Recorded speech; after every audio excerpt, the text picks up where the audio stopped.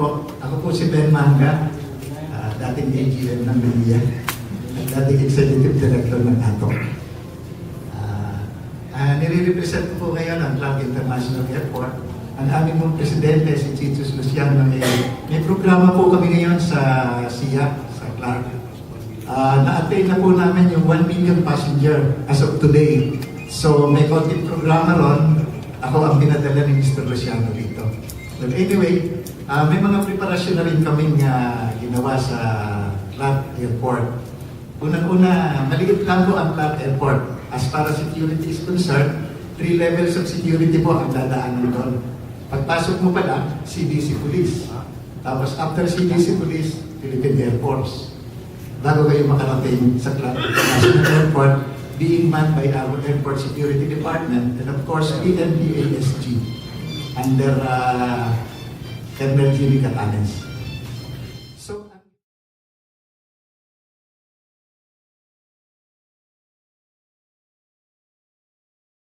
coming from outside or going out of the country, it's mainly the domestic passengers that there will be increases, although the increase will not be as much as the total number of passengers on a peak month of the year.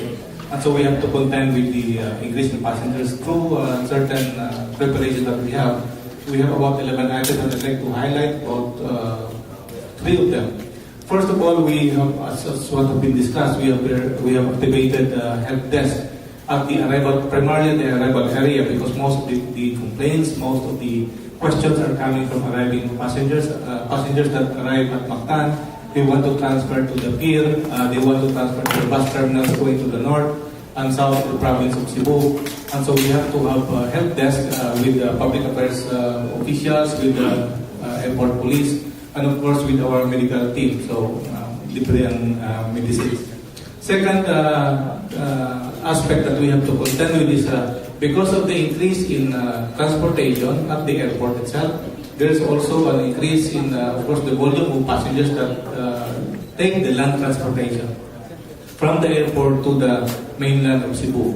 And that's the reason why we have to contend with the fact that sometimes the number of taxi services, number of rental cars will run out in certain cases where there are too many passengers. And so we have our buses, MCIA buses on standby.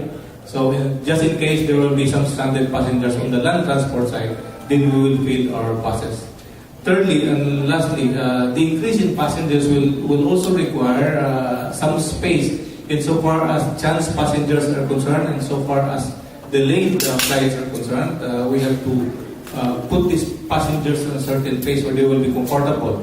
There's also the indication that when there is an increase in passengers, there's a lot of people who will go to the airport early for the early morning flights. They will go the night before. So we have to provide space for them that they can sleep there while waiting for the 4 o'clock flight, which will be the first flight coming out of Cebu.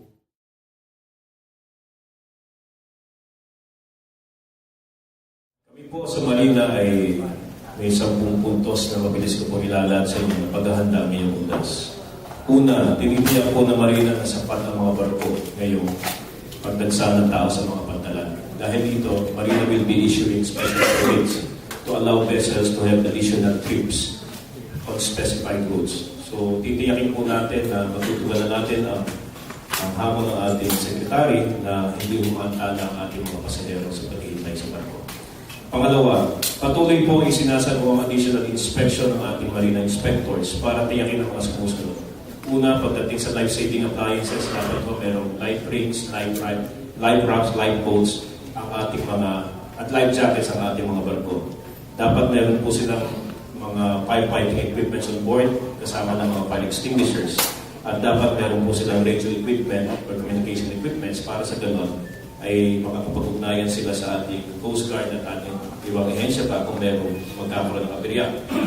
Pangatlo, ating pong masusing ipinapatupad ang regulasyon pagdating po sa tamang pagsasalansan o pagpapatas ng kargamento, lalo na po sa mga barko na mayroong pasahero at kargamento sa ilalim. At kasama po natin ang Philippine Coast Guard dyan para tiyakin na proper po ang pagka-stow ng cargo, yung cargo stowage and the lashing procedure has been followed. Bakit po? Napag-alaman po namin na marami pong trahedya ng mga nagdaan sa karagatan dahil po doon sa paggalaw ng kargamento sa loob. Hindi po nakatali ng ayos, Pag ito ho ay gumalaw, it would result to listing. Pag nagtuloy-tuloy ho, pwedeng tumagilid at lumubog ang barko. So masusi po natin ipatutupad kasama po ang Philippine Coast Guard pagdating po dito sa cargo storage niya, flashing. Doon po sa mga pasahero na sumasakay ng bus, yung rolling buses natin at sa kami sariling dalang sasakyan, pinagutos po ng ating kalihim na lahat po sila ay dapat bumaba sa sasakyan at dumaan sa passenger terminal ng PPA upang maisagawa ang tama pong inspeksyon. Ito po ay may kinalaman sa pagtiyak ng seguridad ng ating mga pasahero at mga kargamentong dala pagdating po sa barko. At mag-i-issue po kami ng advisory, will be published tomorrow, tungkol po dito sa regulasyon na ito upang sa ganun, wala pong pasaherong may iiwan sa loob ng bus sapagkat delikado po yun. Kayo po ay dapat nandun sa lugar kung saan nandun ang pasahero at dapat dumaan dito sa masusing pag-check ng ating PPA kasama ang OTS at Philippine Coast Guard.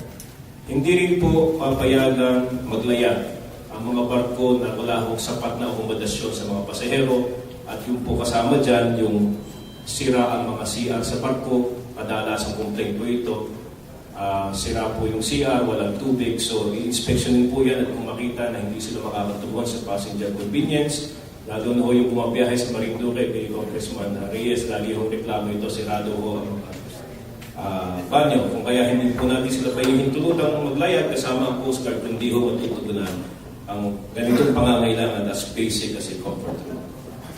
Kabilang din po dyan, bawal po ang overcrowding. At of course, hindi po pinapayagan ng Coast Guard ang overloading. Bawal din po ang kolorum sa dagat. Meron din pong kolorum sa dagat pero ng land transport. Ito po yung ayaw manghuli ng isda sa kapanahon na nagundas. Yung fishing vessel po, kino-convert po ito na passenger vessel. Bawal po yun, bawal po ang kolorum sa karagatan. Atin din pong pinabalaan ng ating mga resort owners. Bawal pong gumamit ng sasakyang pandagat na pribado na hindi nakarehistro sa marina. Bagamat kayo nag-i-enjoy, yung iba po nag-i-enjoy sa undas, sasakay po sila ng mga private sabihin natin, for sightseeing boats, ito mga resort owners, dapat po rehistrado, tiyakin pong rehistrado, dapat po mayroong mga life-saving appliances. At yan po ay gagawin natin ang pag-check together with Coast Guard. Bagamat marami po ang tao ngayong undas, bawal pong magtaas ng pamasahe sa anumang uri ng sasakyang pandagat at bawal po ang pagsasamantala. At kung meron po kayong masasagap na balitang nagdadagdag po ng pamasahe ngayong undas, maaari po ninyong i-report sa DOTC hotline 7890 at nakakonectad na po ang Marina pagdating po dito sa mga paghahanda nito.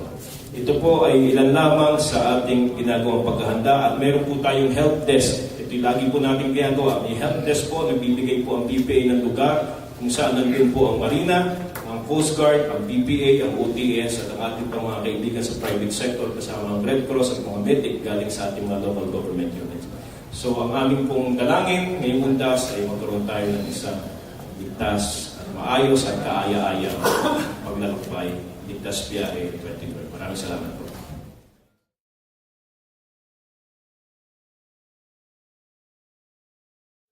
Ating Philippine Coast Guard, inagahan po namin kumis po sa Friday, binuo po namin ang Wednesday para po tugunan yung mga pasahero na maaga pong babalik sa kanilang probinsya kasi alam niyo na po na mahaba naman po ang biyahe sa barko, hindi po tulad ng sa mga buses.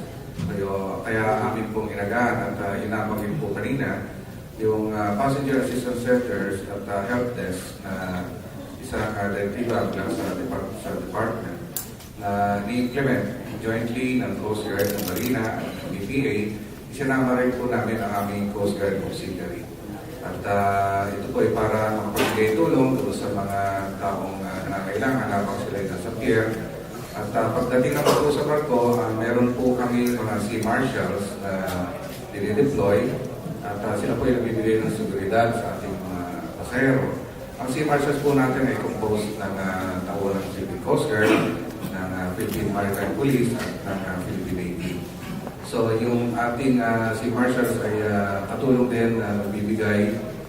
Gaya po nung nangyari nung buko po yung isang barko malapit sa Zamboanga, ang sea marshals po gumawa ng paraan kung paano madaling makapag-evacuate ang ating mga tao kung sila ay nabigyan po ng paraan ng IMO sa London makalipas na 2 taon. Ngayon, ang ating pong tinututukan lagi ay ang update sa ating pag-asa. Sa ngayon, kanina pong ilabas na update ng pag-asa mula ng 11 o'clock, kanina lang, ay nadagdagan po ay yung mga probinsya na nagkaroon ng public storm warning signal. Kanina umaga po ang ating mga barko na napigilan na maglaot dahil pinagbabawal po ng department na maglaot ang mga barko anumang sukat kung meron pong storm signal sa kanilang paggagalingan, sa kanilang dadaanan at sa kanilang destination. So sa ngayon po, mayroong 57 vessels ang nakahold at 28 motor bunkers na pampasahero at 4,200 pasahero. So sa pagtulungan po natin with the Philippine Ports Authority ay nabibigyan po ng katugunan ang mga pangailangan ng mga stranded passengers. So inaasahan po natin lalaki pa ang bilang nito dahil nadagdagan po ang mga lugar na nasa ilalim ng storm signal, kaya po ng Masbate at Romblon, at ganoon din sa parte ng Panay Island. So sigurado pong dadami at nabigyan na po natin ng paalala ang ating mga commanders upang dagdagan ang mga tao doon sa mga passenger assistance centers.